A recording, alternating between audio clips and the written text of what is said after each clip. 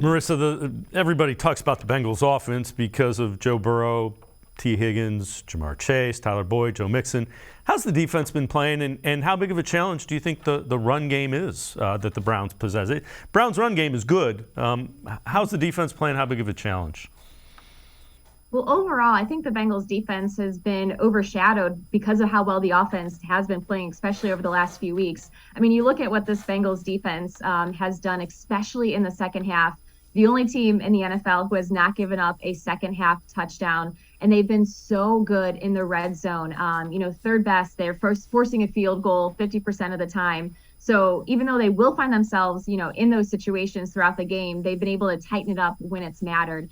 And you look at over, the last few weeks, I know they had lost to Baltimore, but holding the Ravens to 19 points in that one, holding Atlanta to 17. I mean, this defense has been so solid and really consistent throughout the course of the season so far. It'll be interesting to see if they get some guys back. Logan Wilson has, missed last week with a shoulder injury, but he was a full participant in practice this week. So it would be huge to get him back in the middle of the field at that linebacker spot.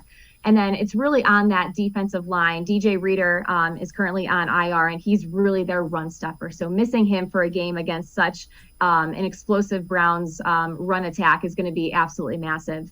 You also have defensive tackle Josh Tupou, who's been dealing with a calf injury. He did not practice this week, so it'll be interesting to see what his game status will be when we find out that designation before Monday night.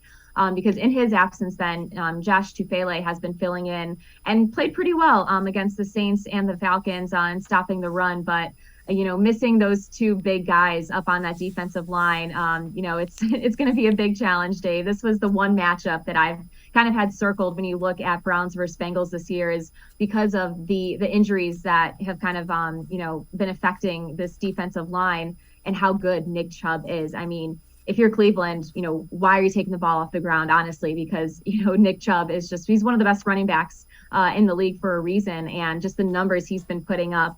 So it's going to be a big challenge for this Bengals D, but you have to think if they're able to stop Nick Chubb in some capacity, that forcing Jacoby Brissett to throw the ball, it's kind of going to be what they're going to be trying to do here, especially with how well the Bengals secondary has been playing too. Chidobe Awuzie, their top corner, hasn't allowed a touchdown yet on the season when targeted. And I believe quarterbacks are only completing about 35% of passes when they are targeting Awuzie. So he has been so locked down and so solid for them in that Bengals secondary, Dave.